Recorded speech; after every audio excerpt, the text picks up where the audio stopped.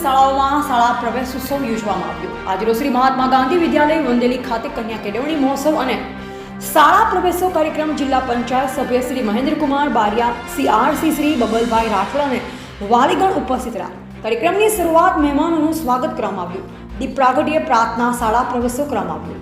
બંને મહાનુભાવોએ કાર્યક્રમને અનુરૂપ વક્તવ્ય આપ્યું। ધોરણ 9ના બાળકોને પ્રવેશ આપ્યો। સમગ્ર કાર્યક્રમનું સંચાલન શાળાના આચાર્ય શ્રી RC ચારલ દ્વારા કરવામાં આવ્યું। શાળાના માનનીય શિક્ષક શ્રી SB વાઢી, સેવક શ્રી સમરસિંહ બારિયા, ધર્મિષ્ઠાબેન બારિયા વ્યવસ્થા કરી।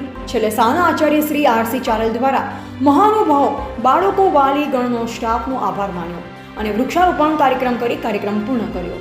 રિપોર્ટર અનિલ બાબુ સાથે આશિષ બાબુ।